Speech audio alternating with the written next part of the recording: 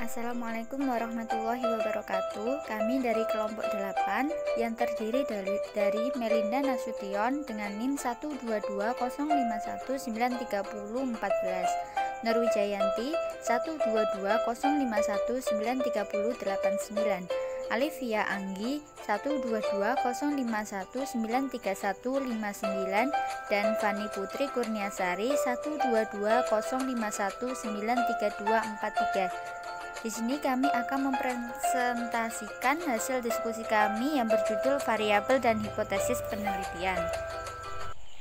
Pengertian variabel dan hipotesis. Variabel adalah segala faktor, kondisi, situasi, perlakuan atau treatment, dan semua tindakan yang bisa dipakai untuk memengaruhi hasil eksperimen. Variabel ada dua, variabel bebas dan variabel terikat. Variabel bebas yaitu kondisi atau karakter yang oleh peneliti dimanipulasikan dalam rangka untuk menerangkan hubungannya dengan fenomena yang diobservasi. Kemudian variabel terikat adalah kondisi atau karakteristik yang berubah, yang muncul atau yang tidak muncul ketika peneliti mengintroduksi, mengubah, dan mengganti variabel bebas. Kemudian hipotesis. Pengertian hipotesis menurut Tuchman menjelaskan bahwa a hypothesis is an expectation about event based on good generalization of the assumed relationship between variables. Jadi, dalam setiap rumusan hipotesis terdapat jawaban atau harapan berdasarkan generalisasi. Hipotesis adalah jawaban sementara dari masalah penelitian yang perlu diuji melalui pengumpulan data dan analisis data. Jadi dalam perumusan hipotesis tidak hanya sekedar merumuskan saja, namun didasarkan pula pada kenyataan di lapangan atau bisa dibuktikan secara ilmiah. Jenis-jenis variabel penelitian. Menurut hubungan antara satu variabel dengan variabel yang lain, maka macam-macam variabel dalam penelitian dapat dibedakan menjadi 1. Variabel independen, 2. Variabel dependent, 3. Variabel intervening, 4. Variabel moderator, dan 5. Variabel kontrol. 1. Variabel independen. Variabel ini sering disebut sebagai variabel stimulus prediktor extended. Dalam bahasa Indonesia sering disebut sebagai variabel bebas. Variabel bebas merupakan variabel yang mempengaruhi atau yang menjadi sebab perubahannya atau timbulnya variabel independen. Yang kedua, variabel dependent. Variabel ini sering disebut sebagai variabel output kriteria konsekuen. Dalam bahasa Indonesia sering disebut sebagai variabel yang dipengaruhi atau yang menjadi akibat karena adanya variabel bebas. Contohnya, pengaruh terapi musik terhadap penurunan tingkat kecemasan. 3. Variabel moderator. Variabel moderator adalah variabel yang mempengaruhi, memperkuat, dan memperlemah hubungan antara variabel bebas dan variabel terikat. Contohnya, hubungan variabel independen, moderator, dependent. A. Hubungan motivasi dan presentasi belajar akan semakin kuat bila peranan dosen dalam menciptakan iklim lingkungan belajar sangat baik dan hubungan semakin rendah bila peranan dosen kurang baik dalam menciptakan iklim belajar. B. Hubungan perilaku suami dan istri akan semakin baik atau kuat kalau mempunyai anak dan akan semakin renggang kalau ada pihak ketiga ikut mencampuri. Di sini anak adalah sebagai variabel moderator yang memperkuat hubungan dan pihak ketiga adalah sebagai variabel moderator yang memperlemah hubungan. Yang keempat, variabel intervening.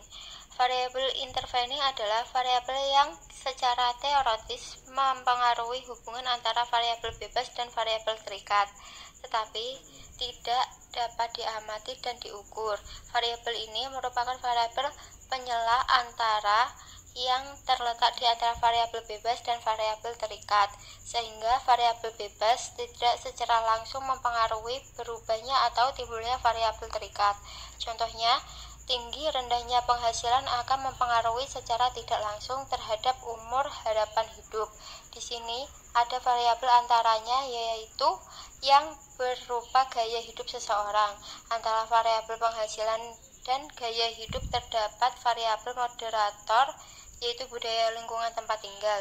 Variabel intervening adalah variabel yang tidak pernah diamati dan hanya disimpulkan berdasarkan pada variabel terikat dan bebas. Yang kelima, variabel kontrol. Variabel kontrol adalah variabel yang dikendalikan atau dibuat konstan sehingga mempengaruhi variabel independen terhadap dependen, tidak dipengaruhi oleh faktor luar yang tidak teliti. Variabel kontrol sering digunakan oleh peneliti bila akan melakukan penelitian yang bersifat membandingkan. Contohnya, pengaruh jenis pendidikan terhadap keterampilan dan mengetik. Variabel independen pendidikan SMU dan SMK. Variabel kontrol yang ditetapkan sama misalnya adalah naskah yang diketik sama, mesin TIK yang digunakan sama, ruang tempat mengetik sama, mesin TIK yang digunakan sama. Dengan adanya variabel kontrol tersebut, maka besarnya pengaruh jenis pendidikan terhadap keterampilan mengetik dan diketahui lebih pasti. Hipotesis penelitian seperti yang dikutip dari Supratiknya 2015 dalam metodologi penelitian kuantitatif dan kualitatif dalam psikologi. Seperti yang sudah kita ketahui bahwasanya hipotesis itu ada 3 macam. Yang pertama hipotesis nol, itu bahwasanya prediksi tidak ada hubungan antar variabel atau tidak ada perbedaan antar kelompok terkait variabel penelitian. Kemudian yang kedua ada hipotesis berarah atau hipotesis alternatif. Hipotesis ini adalah prediksi bahwa terdapat hubungan antar variabel atau antar kelompok terkait variabel penelitian, baik secara positif maupun negatif. Kemudian ada hipotesis tidak berarah. Hipotesis ini adalah prediksi bahwa ada hubungan namun tidak merumuskan secara spesifik. Kemudian ada contoh hipotesis penelitian kuantitatif. Dalam psikologi, itu merupakan salah satu cabang ilmu sosial, humaniora yang menggunakan jenis studi kuantitatif. Maka, contoh kalimat hipotesis penelitian dapat ditemukan pada penelitian psikologi. Nandi Wardana 2020 meneliti mengenai perbedaan tingkat resiliensi antara mahasiswa yang bekerja dan tidak bekerja. Dalam penelitian, perbedaan tingkat resiliensi antar mahasiswa yang bekerja dan tidak bekerja, peneliti mengajukan pertanyaan penelitian dan hipotesis sebagai berikut. Pertanyaan penelitian tersebut berupa, apakah ada perbedaan tingkat resiliensi antara mahasiswa yang bekerja dan tidak bekerja? Kemudian ada hipotesis penelitiannya. Mahasiswa yang bekerja memiliki resiliensi yang lebih tinggi daripada mahasiswa yang tidak bekerja. Nah, hipotesis yang penelitian gunakan ini merupakan hipotesis berarah atau hipotesis alternatif. Hal itu bisa dilihat dari bentuk hipotesis penelitian yang memprediksi arah dari hubungan variabel antar kelompok terkait. Peneliti memprediksi resiliensi mahasiswa yang bekerja lebih tinggi dibandingkan mahasiswa yang tidak bekerja. Hal itu adalah contoh hipotesis penelitian dan penjelasannya yang bisa diterapkan pada suatu hal yang sedang dikerjakan. Baik, terima kasih. Itu tadi penjelasan dari kelompok kami, kelompok 8. Wassalamualaikum warahmatullahi wabarakatuh.